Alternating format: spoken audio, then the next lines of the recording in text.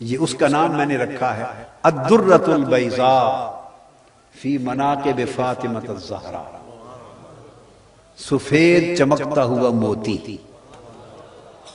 یہ حضور سیدہ کائنات کی بارگاہ میں ایک ہدیہ پیش کیا ہے۔ تو میں عرض یہ کر رہا تھا کہ اسی طرح اس آیت کریمہ میں جو میں نے دوسری تلاوت کی، اللہ پاک نے فرمایا مرج البحرین یلتقیان، دو سمندر یا دو دریا مل گئے، آپس میں ملے، جیسے خوب ملتے۔ دو دریاؤں کا آپس میں ملنا بیان کیا۔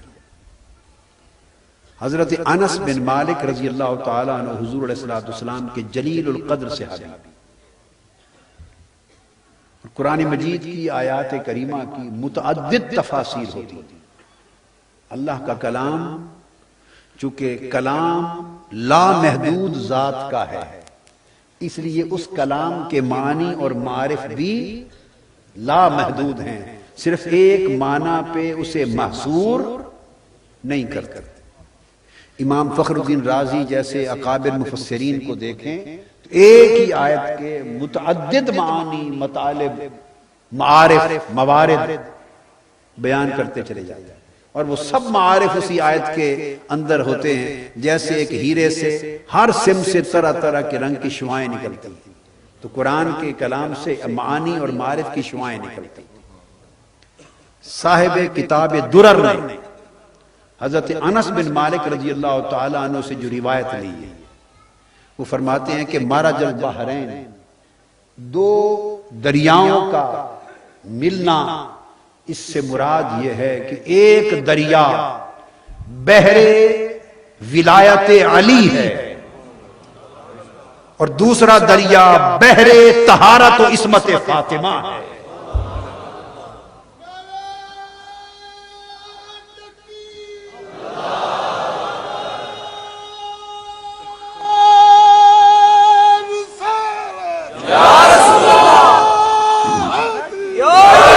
ایک بحر معرفت علی ہے، ایک طرف بحر عصمت اور طہارت فاطمہ ہے۔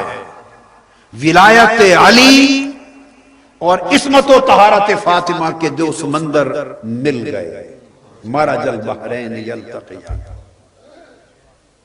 دو ہستیاں آ گئیں، بینہما برزخ لا یبغیان، اور ان کے درمیان جو ان کے حقوق کی حدیں متعین، وہ پردہ ہے جو پردہ نکاح ہے، اور اس کی اہمیت اس پردہ نکاح کی کیا ہے وہ آگے حدیث میں بیان کرنے والا ہے، وہ آگے آ جائے گا۔ وہ نکاح عام مسلمانوں کے جوڑوں کے نکاحوں جیسا عام نکاح نہیں، ورنہ وہ پردہ تو ہر میاں بیوی کے درمیان ہوتا ہے، پردہ نکاح، مگر علی اور فاطمہ کے درمیان جو پردہ نکاح ہے اس کی اہمیت یہ ہے کہ وہ نکاح زمین پر بعد میں پڑھا گیا، عرش پر پہلے پڑھا گیا۔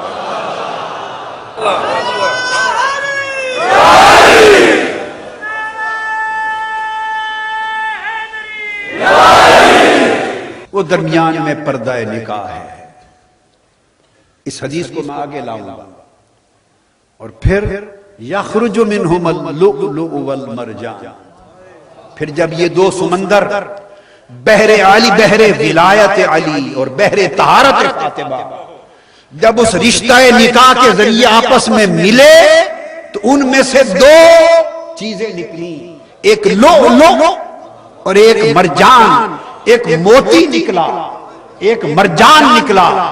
موتی آپ کو معلوم ہے سیپ میں ہوتا ہے، موتی سیپ میں ہوتا ہے، اور سیپ سمندر کی لہریں لگ لگ کر سیپ بھی، اس کی اندر کی ساری سطح بھی اور موتی بھی، اس میں سب جھلک آ جاتی ہے۔ خالص موتی کی پہچان یہ ہوتی ہے جب آپ جا کے پنسار سے کہیں سے خریدیں تو اس کو دیکھے تو ہلکی ہلکی اس کی چمک دمک میں ہر سمت سبز جھلک آتی تھی. یہ صحیح موتی کی پہچان ہوتی. تو یخرج منہم اللؤلؤ، اس میں سے ایک موتی نکلا، وہ موتی جس سے سب جھلک آ رہی ہے. والمرجان، اور دوسرا مرجان نکلا. مرجان کا رنگ سرخ ہوتا ہے. مرجان کا رنگ، ایک سبز موتی نکلا، ایک سرخ مرجان نکلا. سبز کا اشارہ زہر کی طرف ہے جو حسن مجتبی کو ملی اور شہادت ہوئی. مرجان کی سرخی کا اشارہ خون حسین کی طرف ہے جو کربلا میں بہا.